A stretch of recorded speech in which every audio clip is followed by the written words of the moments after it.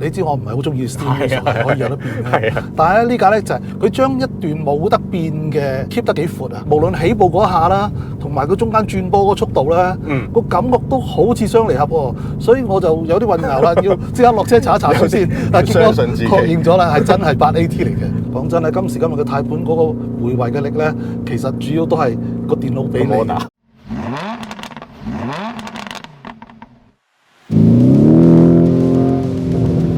喂，阿父啊，係 Edmund 話上次喺意大利試呢嘅嘢試唔真喎，係咪啊？係啊，佢上次去試呢架 Urus 嘅 Performante， 落雨落大雨，又冇試過 on road。我哋今次架車翻咗香港咧，我哋幫佢呢個保原計劃。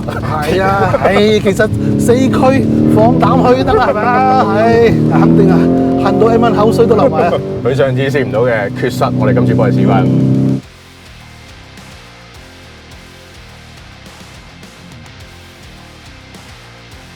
咁如果大家想先睇咗 Edmund 上次試車嗰條片咧，就畫面嘅右上角自己撳翻條 link 入去睇啦。今次咧唔好睇佢住，睇咗我哋先。龍 Sir 雖然話 Edmund 之前已經介紹過一次啦，咁但係我覺得我哋今次試車都要輕輕再講多次架 Urus Performante 究竟係咩料嘅。首先呢架車係 Performante 嘅做法啦，林寶堅尼一貫嘅做法，兩樣嘢，一就係加 power。二就係減重量，咁加 power 佢就唔算好重手嘅，650匹咧就提升到而家一個魔鬼數字喎，666匹。哇！你覺得係咪專登？可能係專登加多16匹俾佢，等佢件事聽落去好似惡啲、恐怖啲。重量嗰方面就偷輕咗47 kg 嘅，咁做法就好明顯啦。通常你頭先行過架車，你都見到周身都係嘢啦。係啊，好多碳纖啊！嗰啲碳纖件啦，車身外邊㗎啦，然後車廂裡面都有啲碳纖件啦，所以內外呢度偷啲，嗰度偷啲咧，就減咗47 kg 啦。咁你可能覺得加16匹唔係好多啫，咁但係再加上減翻47 kg咧，即係個馬力重量比兩樣都有提升，咁所以綜合出嚟咧，佢嗰個0至100數字都係快咗嘅。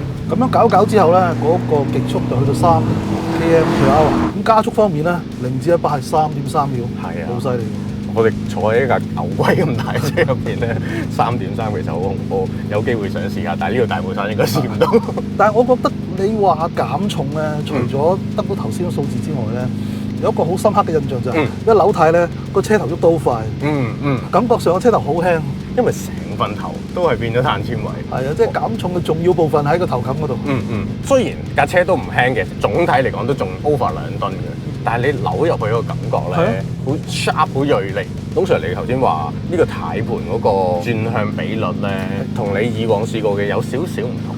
係啊，嗱，我頭先話扭軚覺得個頭輕咧，並不是來自佢嗰個快嘅 steering ratio。因為呢架車咧係可變 steering ratio 嘅，但係咧佢設計得幾好就係，你知我唔係好中意 steering ratio 可以有得變嘅。但係咧呢架咧就係佢將一段冇得變嘅 keep 得幾闊啊。嚇，你真係扭到好多軚咧，佢先至會變嘅。所以我頭先講話扭軚個車頭喐得好 sharp 咧，肯定係來自佢未曾變快 steering ratio 嗰一段嚟嘅。咁即係話本身係個重量個分佈係改善咗咯。冇錯，同埋我覺得另一樣嘢就係嗰個 unspun rate 感覺都係輕啲嘅，即係對比我之前試嘅 Urus， 因為呢部咧唔再用氣壓懸掛，佢係 Performante 版，佢只係 focus 喺操控性能，所以佢直接啲就換咗鋼彈弓嘅。其實龍 Sir 氣壓懸掛，我哋知會令到架車感覺變化係大啲啦，個 spectrum 闊啲啦，又或者舒適啲啦。但係你話好追求 performance， 似乎真係鋼彈弓嗰個直接性高啲。係啊，鋼彈弓咧嗰個力咧係同你壓縮嗰個行程成比例噶嘛，即係一條 linear 嘅負荷定落嚟噶嘛。但係氣壓彈弓咧就唔同啦，佢係靠充氣俾氣壓升高個車。所以有啲時候咧，覺得氣壓避震咧，佢好處就係哇無敵啦，舒服啦。但係如果純粹追求性能咧，你就會覺得佢嗰個表現咧，有時會好奇怪嘅。譬如話升高咗個車身咧，條彈弓反而會行啲嘅喎，因為佢要泵脹啲多啲氣壓先會升高個車身啊嘛。冇錯。咁咪啱啱同我需求嘅嘢相反咯。我矮車身嘅時候咧，佢個壓力反而細咧，就反而會冧啲。係喎。咁樣聽落又有少少矛盾喎，即係調翻轉嗰件事。所以點解好多時候話高級啲嘅型號咧就會用氣壓避震啊嘛？但係呢架車啱相反啊，因為呢個最高級係追求好單向嘅嘢，就係個操控性。咁又係喎，嗱呢部車咧彈弓轉咗啦，個懸掛嘅反應操控性提高咗啦，亦都降低翻個車身令個重心低少少啦。咁同埋架車個 track width 咧，佢都拉闊咗16mm嘅，令到成個 footprint 再闊啲。成個馬步闊咗啦。咁當然成架車仲有其他嘅改動啦，例如佢嘅中叉又再 tune 過啦，車身嘅 aero 件、空氣動力學方面 performance 都一定做㗎啦。個尾翼上邊咧就會見到一個新嘅設計啦，淨係嗰一楷嚟計咧就可以令到車尾嘅 downforce 加咗38%。通常我成日聽 downforce 啦，如果喺賽車場我唔理解嘅，其實 on road 你覺得有冇用咧？如果有得100公里度咧，應該幾明顯嘅。即係話一般高速公路咧，你都感覺到會幫到手。但係高速公路我哋通常比較直咁樣啲路，上到嚟山路就幫唔到手乜滯啦，因為我哋速度慢。所以咧，佢呢啲咁樣嘅改良啦、改裝啦，咁就令到架車個 downforce 好咗咧，都唔係我哋隨隨便便 on road 可以試到嘅嘢啦。當然車廠佢唔 expect 你淨係揸架車喺度 on road 嘅。Performance 一定係俾你去一啲賽道啊咁樣嗰啲玩。我唔知 Edmond 上次知唔知道啦，佢就落晒雨咁樣。下次我哋再問翻佢啦。咁仲有一樣嘢，我覺得呢部車個吸引性好高嘅就係佢把聲，係用咗 AK 喉嘅。不如我哋轉個 Sport Mode 俾大家聽下。唐牛乍現啊！好好聲啊！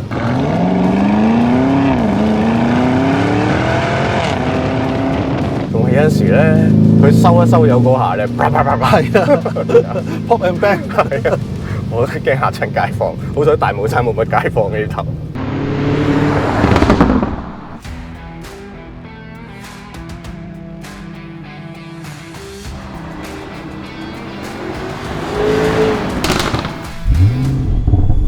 通常同埋呢架車咧，佢比起之前多咗個 drive mode 嘅，叫做 Rally 啊。哇！咁 Edmond 上次去意大利，我見佢有落到啲 off-road track 度玩嘅，佢又真係好似玩得好開心咁啊！可惜我哋喺香港冇機會試呢個 mode。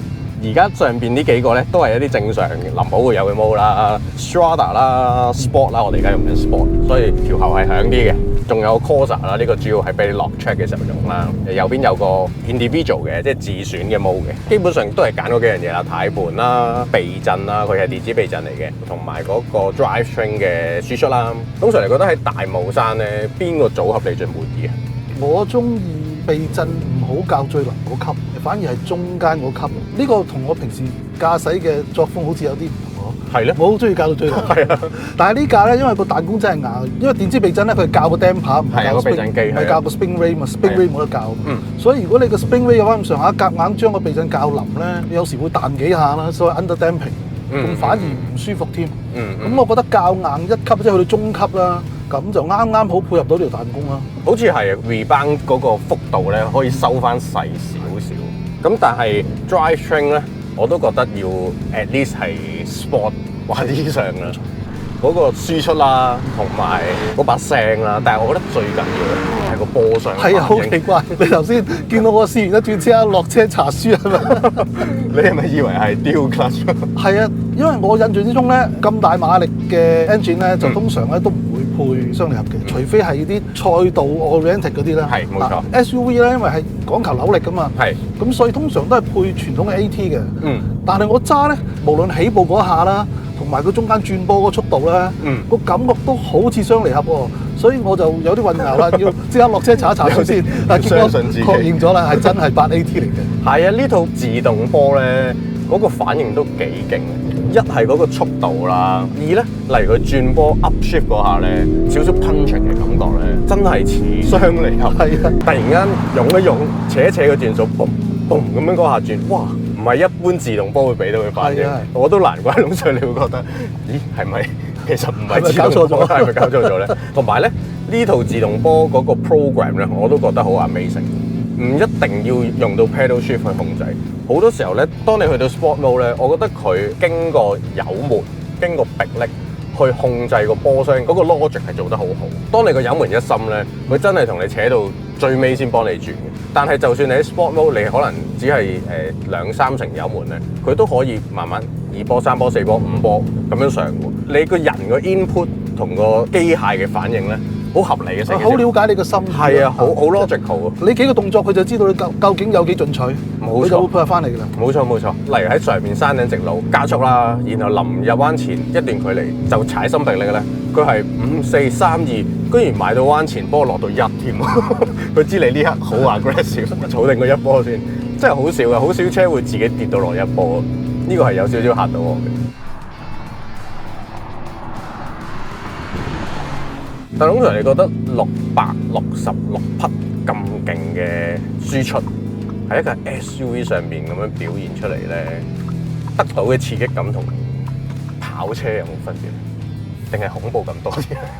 你講得啱喎，你話大家都600幾匹，如果俾你一架好扁平嘅跑車咧，係1.4噸咁樣，你可能會嗰個揸法係唔一樣啊！呢架咁高身，老實講個重心轉移咧，佢可能會令到單邊轆會承受可能7成8成嘅力量。咁所以大家都600匹，但係咧，你話喺一個好大嘅 rolling 啊，好急嘅彎裏邊咧，個工作係要多啲嘅。我有陣時試過出彎早少少，俾多啲油咧，你好明顯感覺到個 top vectoring 做到嘢啦。尾轆外嗰個就幫你手推啦，推窄啲隻彎，所以都幾靠嗰套4驅去做嘢嘅。但係我覺得呢架車咧有樣重點就係其實佢靈活㗎，雖然佢打雜大嚿重，呢個係都幾難嘅一件事，或者幾難想像嘅一件事。Over 2點幾噸喎，早期嗰啲全時4驅咧，俾人嘅感覺就係佢食咗你好多馬力啦，同埋架車咧係冇咁好態嘅，冇錯啲咁樣。再加上你架車咁嘅重量咧，如果以往嘅設計咧，一揸就知啦，個車係論盡嘅會。咁但係呢架車就喺頭先講嗰幾方面咧，都改進咗好多。你唔覺得佢4個轆會拖住啊？轉彎嗰個弧線可以收到好窄啦，扭軚嘅車頭嗰個反應可以好快啦，係落咗好多功夫嚟嘅。同埋佢個懸掛anti-roll bar 嗰啲 geometry 我覺得好好，因為通常咁鬼重咧，又咁大 power 咧，上山一加速咧個頭都幾昂，但係我覺得佢控制得幾好，同埋佢用咗碳陶瓷迫力啦，因為車重車快咧一定要收得㗎嘛。當你落山重迫力嘅時候咧，又唔會好噏喎，咁成個 balance 係做得幾好嘅真係。你講啱啊！上山呢啲車咁大馬力，無論你個設計點叻都好啦，呢個自然定律就係話你個車頭咧個 traction 一定係少咗。所以咧喺呢個時候咧，你如果個動力能夠好快咁樣俾到個後轆咧，你就唔覺得出咗咩事啦。老實講啊，會唔會覺得唐太輕咗啊？講真啊，今時今日嘅軚盤嗰個回圍嘅力咧，主要都係個電腦俾你，所以你唔會覺得係個頭轆個 traction 少咗好多。雖然事實上係咁，但係佢嗰個動力分配同埋佢嗰個電動回軚力咧，係令到你唔會覺得有啲咁樣嘅險境。